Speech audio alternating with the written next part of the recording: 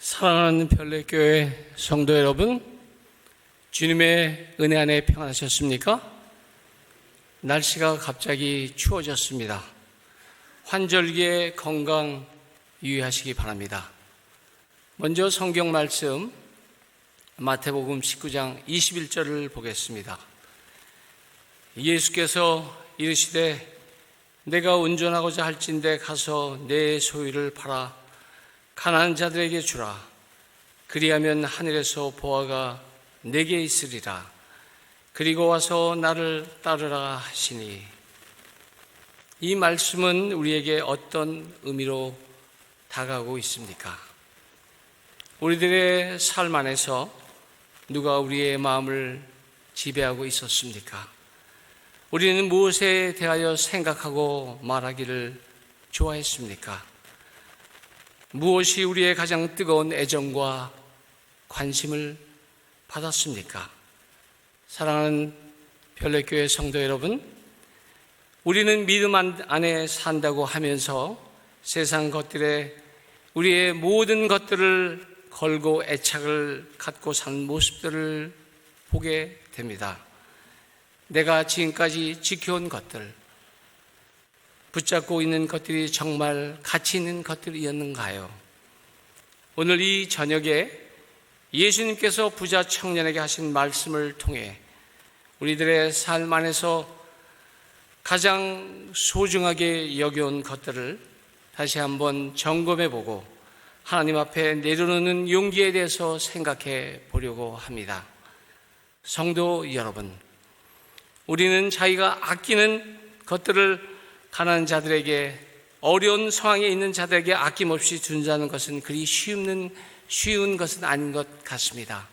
이 말씀을 읽을 때마다 제게는 큰 도전이 됩니다. 여러분의 생각들은 어떠하십니까? 주님께서 오시는 재림의 시간이 가까웠다고 하면서 여전히 우리의 삶은 변화되지 않고 세상 것들의 미련과 애착을 갖고 움켜쥐려는 욕심으로 가득 차지 않았나 하는 생각이 듭니다. 그래서 오늘 설교 제목을 이제 내려놓을 시간이 되었습니다라고 정해 보았습니다. 여러분, 내려놓음은 신앙의 시작입니다. 부자 청년은 어려서부터 율법을 잘 지켰고 바른 삶을 살아온 사람입니다. 그러나 그는 예수님의 마지막 한 말씀 앞에서 돌아서고 말았습니다. 왜일까요? 그것은 그가 가장 소중히 여겼던 재물과 안정된 삶을 내려놓지 못했기 때문입니다. 우리의 삶에도 이런 것들이 너무나 많이 있습니다. 돈과 재물이 될 수도 있고요. 건강과 자녀, 때론 명예와 자존심, 오래된 상처 등등 수없이 많다고 생각됩니다. 이런 것들 그 자체는 잘못된 것이 아니라고 생각합니다. 그러나 이런 모든 것들을 하나님보다 더 소중히 여기게 될 때 그것이 우상이 되고 우리의 믿음을 가로막는 벽이 되는 것입니다. 우리는 언제부터인지 돈과 물질이 우리의 부족한 것을 다 채워줄 것이라고 생각하고 그것을 얻기 위하여 우리의 모든 정력을 다 소비하는 경향이 있습니다. 진정 주님의 사업을 위해 사용해야 할 모든 힘을 상실한 채로 말입니다.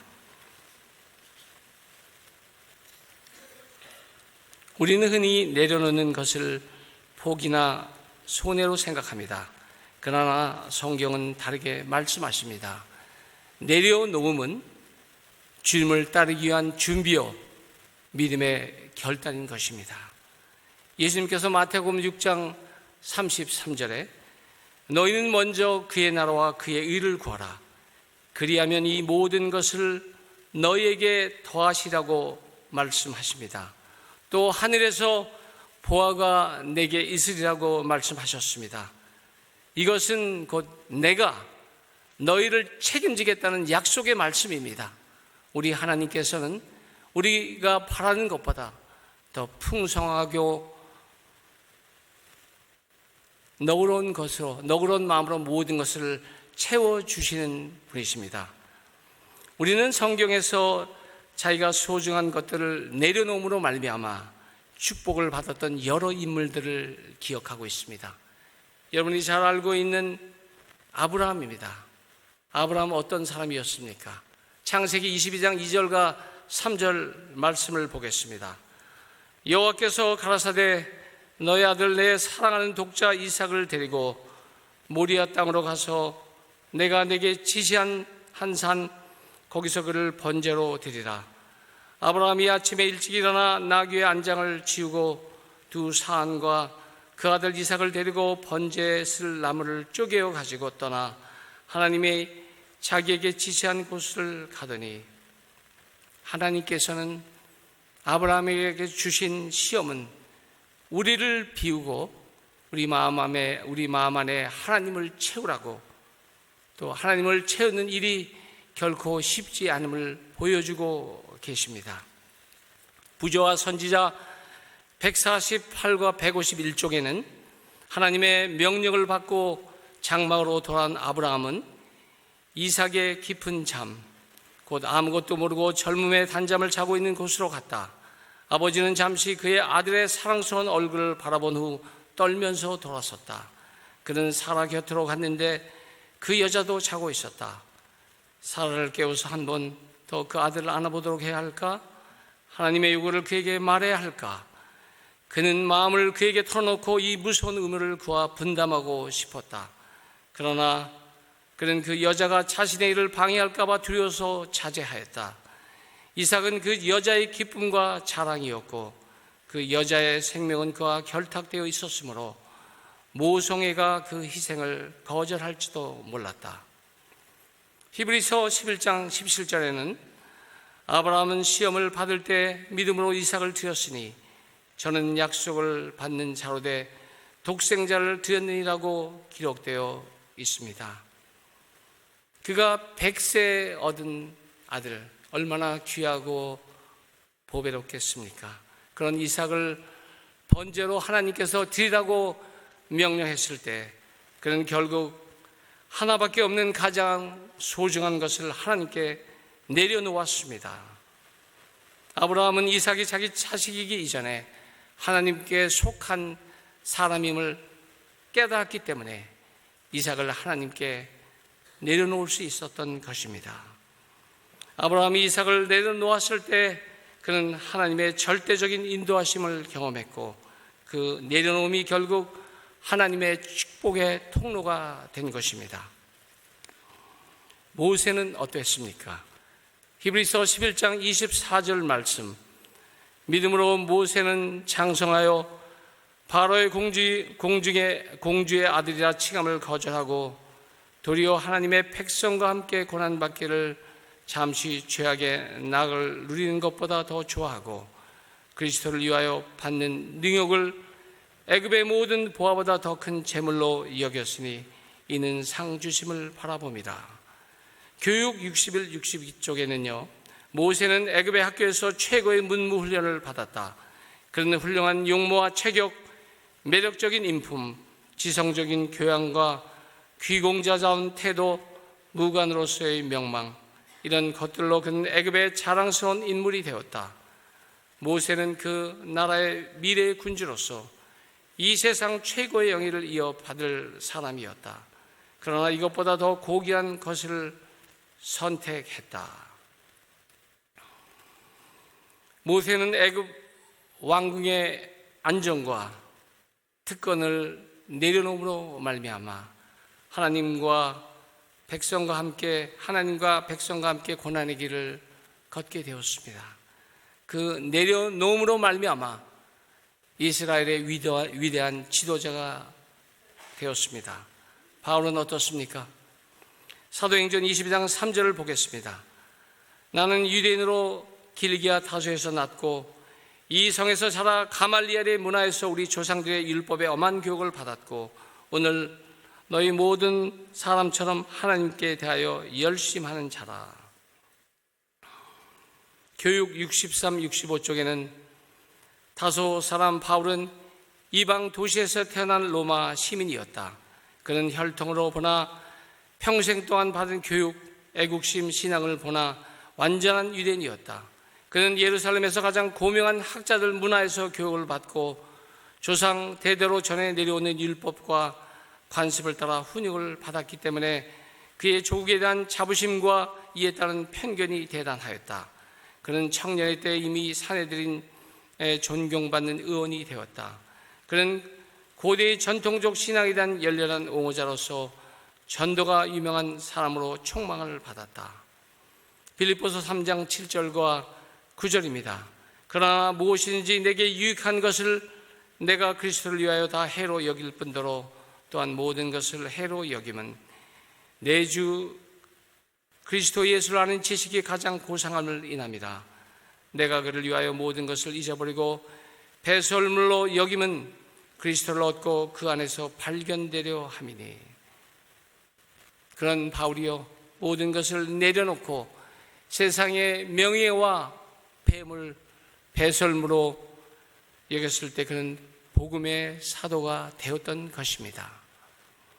앞에 언급한 세 명의 인물, 아브라함과 모세와 바울을 통하여 모든 것을 전적으로 주님께 내려놓음으로 말미암아 하나님께 쓰임받는 일꾼이 되었습니다.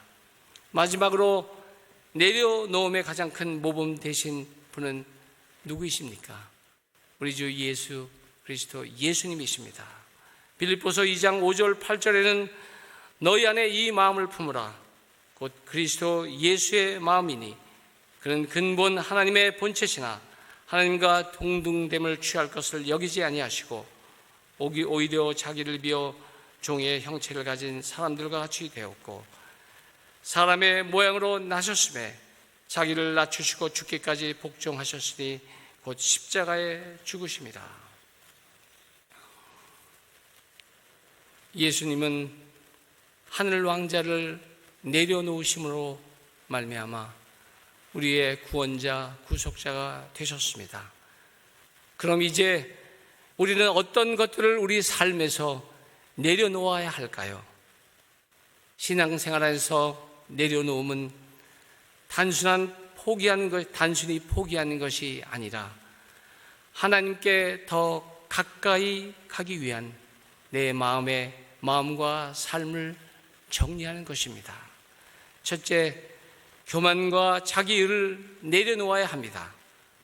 우리는 오랫동안 그리스도인으로 생활하면서 내가 옳다는 생각과 강한 자기 주장과 다른 사람보다 낫다는 자만심, 내 힘으로 신앙을 유지하는 태도를 나타냅니다.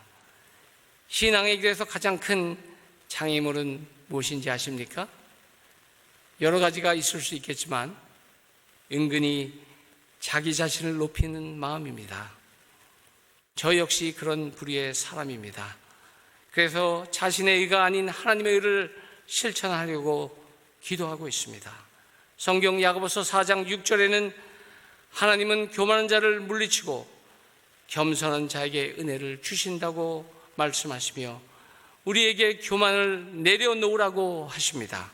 둘째, 세상 욕심과 재물에 대한 집착입니다.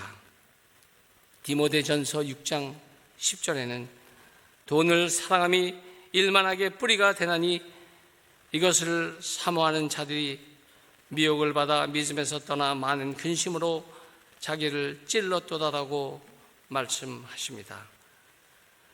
우리는 대부분 재물에 대한 욕심을 많이 갖고 살고 있습니다.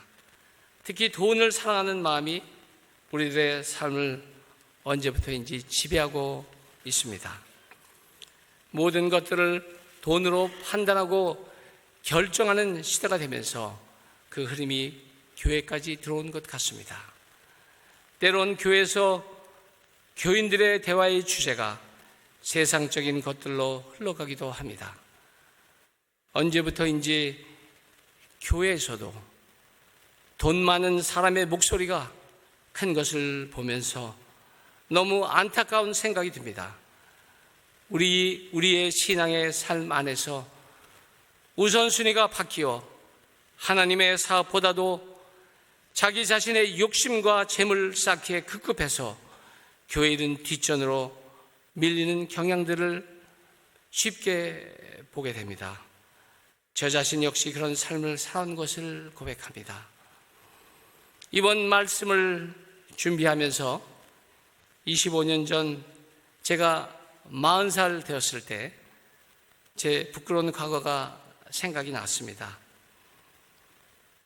이야기를 할까 말까 많은 고민을 하다가 이야기를 하기로 결정했습니다. 남자들은 대부분 자동차에 대한 로망을 갖고 있습니다. 저 또한 자동차에 관심이 많을 뿐 아니라 좋은 차를 타고 싶은 마음은 누구나 같은 마음을 갖고 있을 것입니다. 저희 집은 우리 형님이 먼저 모범적으로 아버님에게 좋은 차를 사주셨고, 아버지가 은퇴하신 후에 이제 그 이후에 제가 아버님의 또 좋은 차를 25년 전에 그랜저를 하나 사드렸습니다.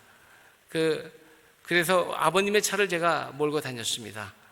저도 그 전에 차를 타고 다녔지만, 저도 사람의 마음에 몇 년을 타고 나니까 좋은 차를 타고 싶어서 몇 년이 지난 후에 새 차를 사기 위해 자동차 전시장으로 가게 되었습니다. 신나게 구경하고 그 당시 국산차로 제일 좋은 차인 다이내스트를 계약했습니다. 그런데 제 아내는 제 차에는 별로 관심이 없고 계속 스타렉스 승합차만 보고 있는 것입니다. 그래서 저는 별로 기분이 좋지 않아서 집으로 왔는데 며칠 뒤에 아내가 봉투를 주는 것입니다. 혹시 돈이 있지 않을까 하는 생각을 하게 되었습니다. 내심에 얼른 봉투를 열어보니 편지와 통장이 있었습니다. 편지는 제가 지금까지 이렇게 보관하고 있습니다. 편지 내용을 여러분에게 잠시 읽어드리겠습니다.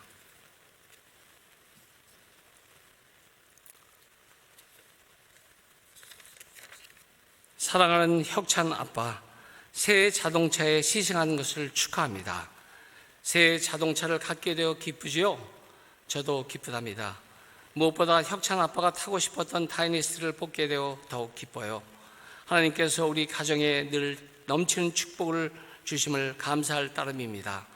또한 아무 도움 없이 스스로의 힘으로 열심히 힘들게 번 돈으로 이렇게 좋은 차를 마련한 혁찬 아빠가 자랑스럽습니다.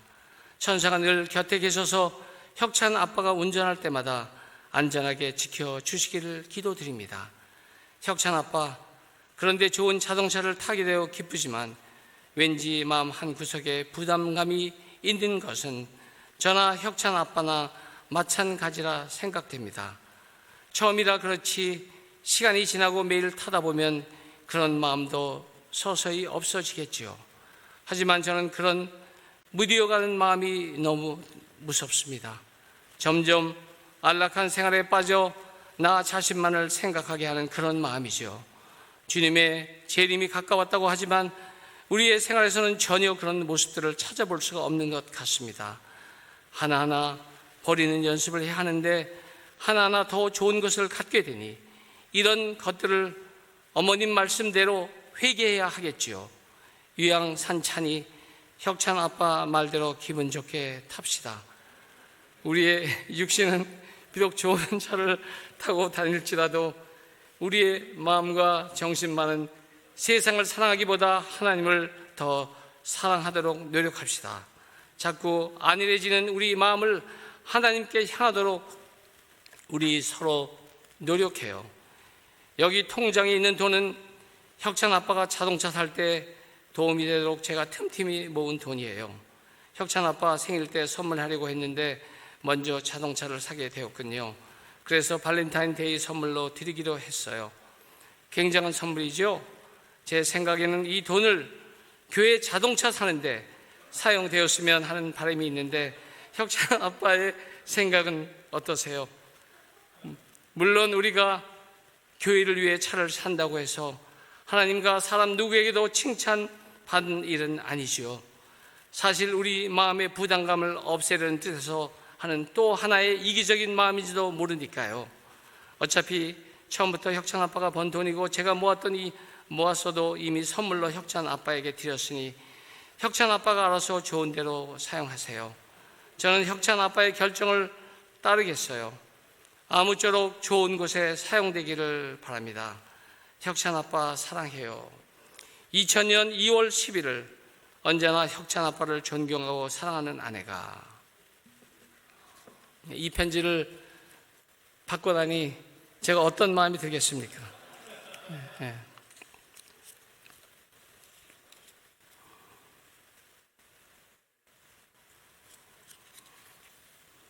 편지를 읽고 나서 저희 철없는 행동이 정말 부끄러웠습니다. 시간이 흘러 벌써 제가 100발이 된 지금도 물질에 대한 미련을 버리지 못하는 자신을 보면서 주님의 도우심이 더욱 절실하게 필요됨을 깨닫게 됩니다. 성경에서 반복해서 욕심이 결국 우리를 멸망으로 이끈다고 경고합니다. 야고보서 1장 14절과 15절에는 오직 각 사람이 시험을 받는 것은 자기 욕심에 끌려 미혹됨이니 욕심이 잉태한 즉 죄를 낳고 죄가 장성한 즉 사망을 낳는다고 말씀합니다. 우리는 이 진리의 말씀에 귀 기울이지 않고 별로 개의치 않는 모습들을 보면서 이제는 하나씩 세상 욕심을 내려놓아야 하지 않을까요? 이런 세상 욕심을 내려놓기 위해서 하나님을 첫 번째로 모시는 삶을 살아야 한다고 생각합니다. 또 감사한 마음을 언제나 갖는 것입니다. 욕심과 재물에 대한 집착은 부족한 생각에서 나오지만 감사는 이미 충분하다는 믿음에서 나옵니다. 셋째, 우리가 내려놓아야 할 것은 다른 사람에 대한 믿음과 원망입니다. 잠언 10장 12절에는 미움은 다툼을 일으켜도 사랑은 모든 허물을 가리우느라고 말씀하십니다. 우리가 가끔 교회 안에서 교우들 간의 미움과 시기와 용서하지 못하는 것을 보게 됩니다. 사실 별것도 아닌데 오해하고 자기들의 자존심을 내려지 못해 서로 힘들어하는 것을 자주 목격하게 됩니다. 그런 상태로는 하늘에 가서도 행복하게 지낼 수 없으리라고 생각합니다. 그런 사람들이 하늘에 가면 행복할까요? 이제는 우리의 미움과 원망을 내려놓고 이제는 우리가 변화되어야 하지 않을까요? 넷째, 우리가 내려놓아야 할 것은 자랑하려는 마음과 과시욕입니다. 예레미야 9장 23절을 보겠습니다. 여호와께서 이같이 말씀하시되 지혜로운 자는 그 지혜를 자랑하지 말라. 용사는 그 용맹을 자랑하지 말라. 부자는 그 부함을 자랑하지 말라. 자랑하는 자는 이것으로 자랑할지니 곧 명철하여 나를 아는 것과 나 여호와는 인애와 공평과 정직을 땅에 행하는 자인 줄 깨달을 것이라. 나는 이 일을 기뻐하느라. 여호와의 말이니라. 야고보서 4장 16절에는 이제 너희가 헛하는 자랑을 자랑하니 이러한 자랑은 다 악한 것이라고 말씀하십니다. 우리는 누구나 다 남보다 앞서거나 인정받고 싶은 감정을 갖고 있습니다. 특별히 저에게 이 내용은 많이 해당되는 것 같습니다. 기회만 되면 자랑하려는 마음을 갖고 있어서 이번 기회를 통하여 저 자신이 변화되기를 간절히 기도하고 있습니다. 아직도 제 마음 안에 자아가 큰 자리를 차지하고 예수님의 마음은 너무 적은 것 같습니다. 우리가 자랑할 것은 오직 예수님 십자가뿐인데 말입니다. 십자가가 높아질 때 자기 자신은 작아지고 자신을 자랑하려는 마음을 내려놓게 될 것입니다. 다섯 번째, 두려움과 걱정, 염려입니다. 마태복음 6장 25절과 27절을 보겠습니다. 그러므로 내가 너에게 이르노니 목숨을 위하여 무엇을 먹을까, 무엇을 마실까, 몸을 위하여 무엇을 입을까 염려하지 말라. 목숨이 음식보다 중하지 아니하며 몸이 의복보다 중하지 아니하냐. 너희 중에 누가 염려함으로 그 키를 한 자나 더할 수 있느냐? 우리들은 쓸데없는 일에 두려워하고 염려합니다. 미래에 대한 두려움과 때론 자녀에 대한 걱정, 건강에 대한 염려뿐 아니라 때때로 재정 문제로도 자주 불안해합니다. 실제로 일어나지 않는 일에 우리는 먼저 걱정하고 두려워하고 염려합니다. 미국 코넬 대학의 연구 결과로 사람들이 걱정하고 염려한 것 중에 85%는 실제로 일어나지 않는다고 합니다. 이 말은 우리 머릿속의 가상의 두려움이 현실보다 더 크다는 것입니다. 그래서 성경은 이렇게 말하고 있습니다. 빌립보서 4장 6절에 아무것도 염려하지 말고 오직 모든 일에 기도와 간구로 너희 구할 것을 감사함으로 하나님께 아뢰라 말씀하십니다. 또 베드로서 5장 7절에는 너희 염려를 다 주께 맡기라. 이는 그가 너희를 돌보심이라고 말씀하십니다. 어제 제게도 환자로 인해 걱정거리가 있었습니다. 설교를 앞두고 있는데 생각지도 않은 어려운 환자들이 두 환자나 왔어요. 늦게 끝나고 힘든 하루였습니다. 그래서 저는 사단이 저에게 시험을 주라는 생각이 들었어요. 그러나 모든 것을 주님께 맡기고 기도하고 잠자리에 들었습니다. 지난주 교과 믿음의 기념비에 40원 말씀이 생각이 났습니다. 우리는 주님께서 우리를 인도해 오신 길과 우리 과거의 역사를 통하여 주신 그분의 가르침을 잊어버리는 것 외에는 미래를 위하여 두려워할 것이 전혀 없다고 말씀하십니다. 우리 주님께 모든 것을 맡기고 내려놓을 때 완전한 평안과 해결책이 주어집니다. 마지막으로 우리가 내려놓아야 할 것은 옛사람의 습관입니다. 신앙생활을 수십 년간 해오면서 아직도 죄의 습관을 갖고 신앙생활을 하는 저 자신을 보게 됩니다. 죄된 더러운 생각과 자기 합리화를 위한 거짓말, 남을 비판하고 험담하고 자기 멋대로 판단하고 생각하는 마음, 또한 믿음 생활의 게으름 등등 많이 있습니다. 성도 여러분, 우리는 언제까지 이런 습관에 젖어서 살겠습니까? 이런 모든 것들을 이제는 그만 내려놓아야 하지 않을까요? 에베소서 4장 22절과 24절에는 너희는 유혹의 욕심을 따라 썩어져가는 구습을 쫓는 옛사람을 벗어버리고 오직 심령으로 새롭게 되어 하나님을 따라 의와 진리의 거룩함으로 진심을 받은 새 사람을 입으라고 말씀하십니다. 제가 여러 개를 여러분 앞에 언급드렸습니다. 이외에도 우리가 내려놓아야 할 것은 얼마나 많이 있겠습니까? 하나님보다 더 소중히 여긴 모든 것들을 내려놓아야 할 것입니다. 내려놓으면 잃는 것이 아니라 가장 빨리 하나님을 만나는 것입니다.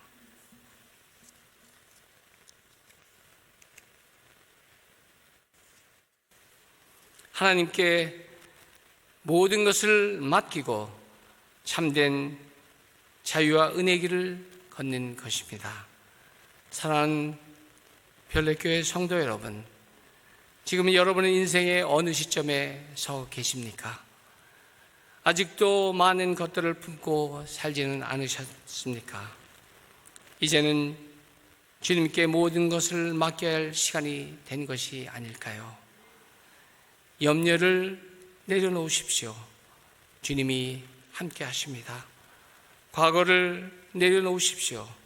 주님이 새 일을 하시고 새 마음과 새 영을 주실 것입니다. 자녀에 대한 집착을 내려놓으십시오. 주님이 그들의 인생의 주인이십니다. 내 힘과 지혜를 내려놓으십시오. 주님이 가장 선한 길로 인도하십니다. 우리가 두 손에 가득 움켜진 것을 내려놓을 때 그 빈손에 하나님께서 은혜로 가득 부어 주실 거라 확신합니다. 주님을 온전히 따르기 위해 이제는 우리가 붙잡는 삶이 아니라 주님께 온전히 맡기는 삶으로 나아가야 할 때입니다. 가장 여러분들이 소중히 여긴 것까지도 주님께 드릴 수 있다면 우리는 진정한 믿음의 길을 걷고 있는 자들입니다. 사랑하는 성도 여러분, 이제는 내려놓을 시간입니다. 그리고 주님의 손을 굳게 붙들 시간입니다. 그러므로 여러분 안에 진정한 평안과 행복과 영생을 경험해 오시기를 간절히 바라면서 말씀을 줄이겠습니다.